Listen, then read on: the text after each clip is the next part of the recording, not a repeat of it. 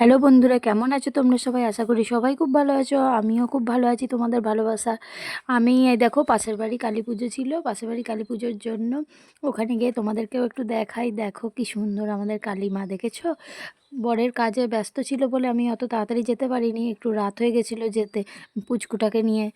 তো কী আর করব বলো, সেদিনকে কোনো ভিডিও ছবি কিচ্ছু তুলতে পারিনি। পরের দিনে গিয়ে আবার খেতে গিয়েছিলাম যেদিন, সেদিনকে সব তুলে আনলাম। আমি চলো বন্ধুদেরকে দেখাবো কোথায় আমার কালী পুজোর কী সুন্দর। এই দেখো, খেতেও বসে গেছি। আগের দিনে খিচুড়ি খেয়েছিলাম, সেদিনকে কিন্তু কিছুই তোলা হয় না, বলছি না অনেক রাত হয়ে গেছিলো।